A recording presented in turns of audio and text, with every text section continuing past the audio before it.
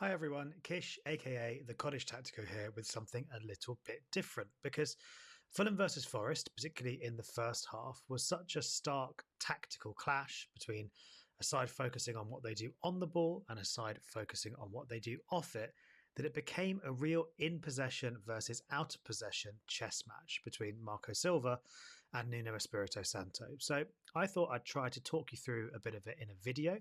Apologies if it's a bit rough around the edges, as this is very much an experiment, but let's get into it. This is how Marco beat Nuno. Now, we talked a bit before the game about Forest sitting off, and they did, in a five at the back setup, which every Fulham fan knows has been our kryptonite at times at home this season. So you can see here Fulham's build-up shape in position. Sander as a lone pivot in a 4-3-3, with our fullbacks pushed on just a little bit. And when we come to look at what Forest were doing, crucially, we've got to remember that not all five at the back systems are equal.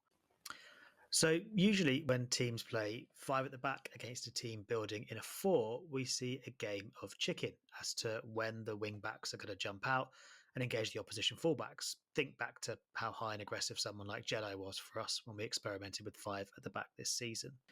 That is not what Forest did. So they took sitting off in their structure to the extreme. And everything you're about to see stems from how hard Nuno is basically trying not to break that back five defensive structure and expose the half spaces down the sides of the box by doing so.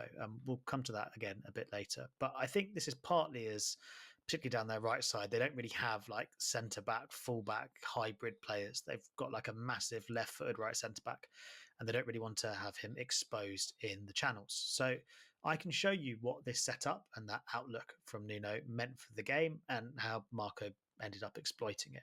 Firstly, Nuno opted to use his central midfield players. Out of possession, they actually lined up with three of them. So you can see Morgan Gibbs-White is right back in there as a right central midfield player. And they were given the responsibility to close down options for our fullbacks and our eights. Remember, he doesn't want to bring the wing backs out. He's going to use those central midfield players to do that work instead. And that's really important to what happens in this first half. Ahead of those three central midfield players, you've got two strikers who could, in theory, press our centre backs. They're lined up in a way that lets them keep an eye on them.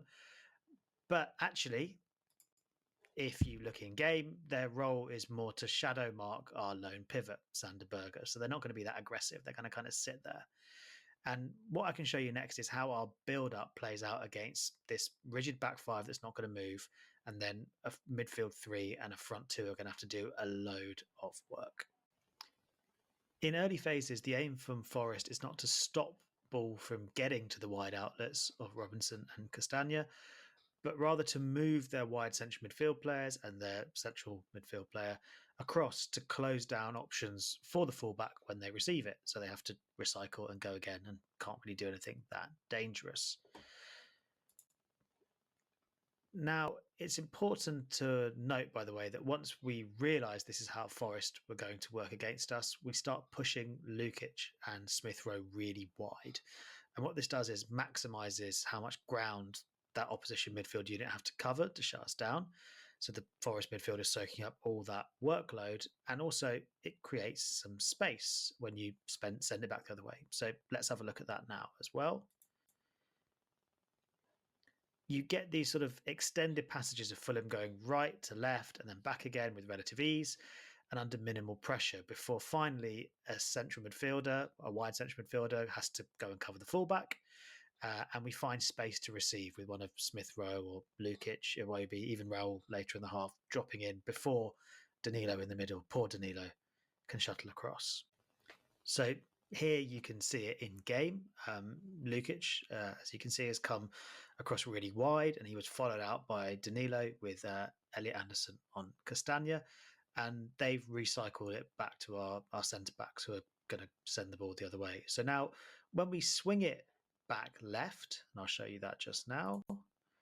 When we swing it back left, the ball moves faster than the defence can run, right? Smith Rowe can pick it up in a pocket of space before Danilo gets there because Morgan Gibbs-White has got to go across to Anthony Robinson.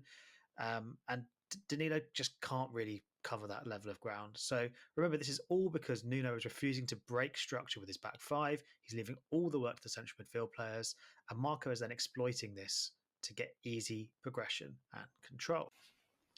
And first half, he really does have control of the game. So this pattern of play leads to pretty dramatic first half stats: 65-35 possession, Fulham dominating the game, really. So what was the thinking from Forest? Like, why would they cede so much control to us, even away from home? Well, as we mentioned earlier, they wanted to lock down the final third. They wanted to restrict access to the half spaces in the penalty area, the places where Fulham have created most of their goals this season. And to be fair to them, for most of that first half, even though we got the ball to the final third, it was wide rather than inside that we were able to threaten. So, to some extent, their plan worked. Um, and I can show you sort of what our attack looked like once we got into that final third quite easily. So Fulham start to play their sort of wide combinations, or they look to isolate someone like Adama, and Forest overload the side of the ball, the side of the pitch that we have the ball on. And crucially, again, they use their central midfield players. They're doing a lot of work, these guys. So Elliot Anderson here is back in to double up and do defensive work out wide with the fullback.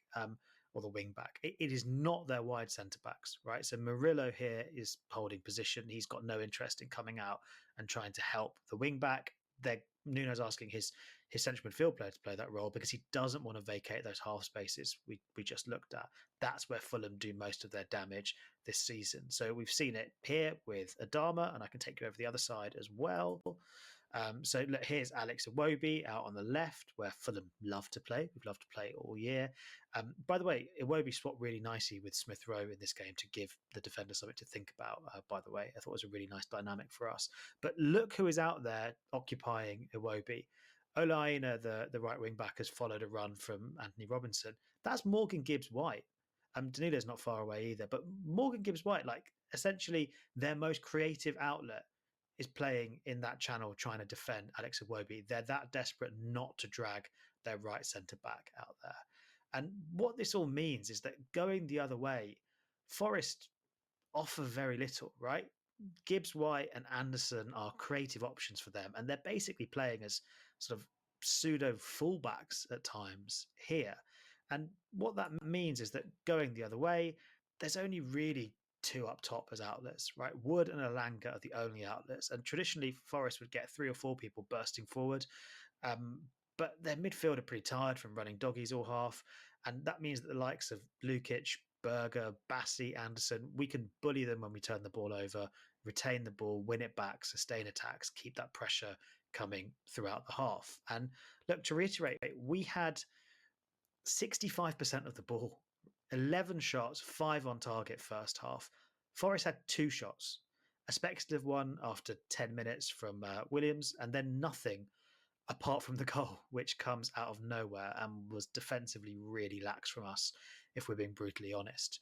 So on paper, what Forest have done by sitting off is set up a dynamic we're used to at home, right? Which is we get domination of the ball, but usually we have domination of the ball and we have minimal chance creation. We look really good, but we don't do much with it. And I think the big difference here really is that when Fulham get the ball out wide, our wide play, like our actual wide play, was better than usual. Crosses were much better and they connected more often.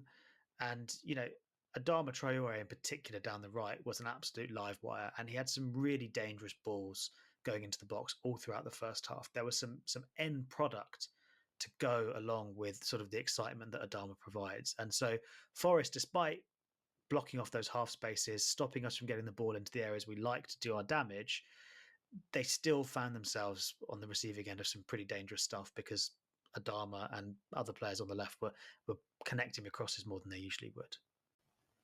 Which takes us to our goal. And what you can see here is, first of all, great movement from Raul, who drops in and he gets on the ball and feeds it out to Adama.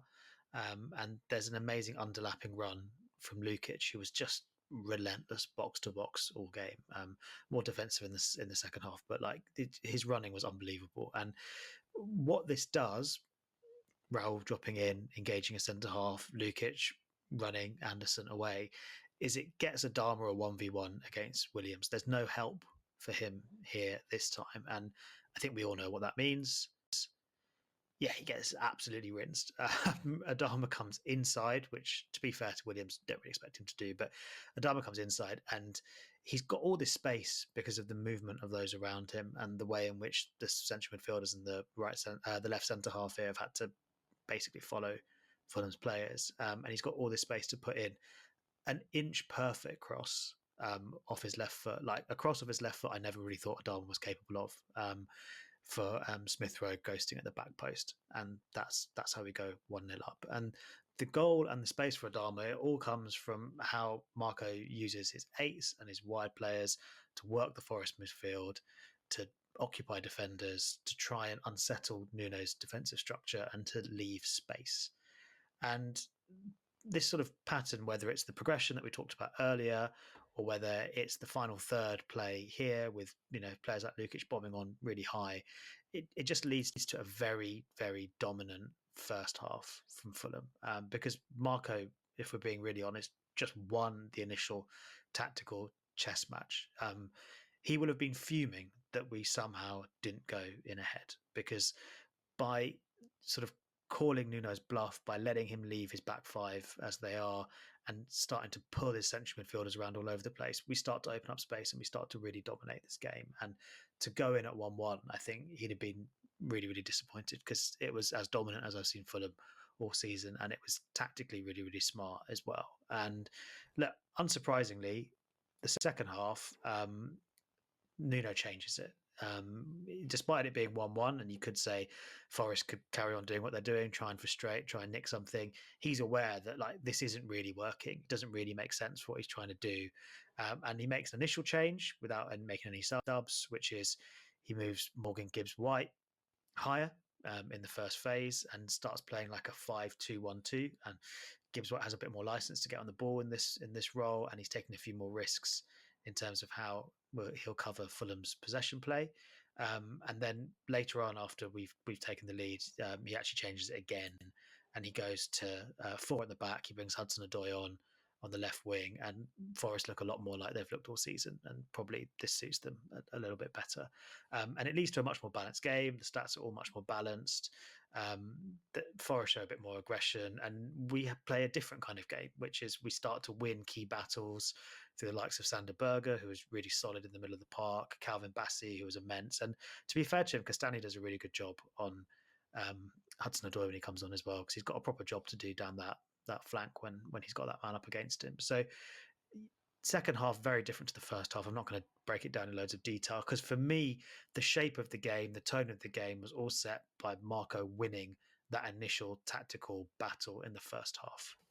So there you go, a Cottage Tactico video, the first, to celebrate 3 points against high-flying Nottingham Forest. And as Fulham fans, we can continue to look dreamily up the table towards those European spots. Let me know if you like this style of content. If so, I'll consider refining it, because let's be honest, it needs some refining, and doing more of it in the future. Although I will say, fair play to the YouTubers, this took me ages today. So if you can't be bothered with watching videos and listening to my voice, let me know too. I'll happily go back to writing. Thanks for having a watch. Let me know what you think, and come on, you whites.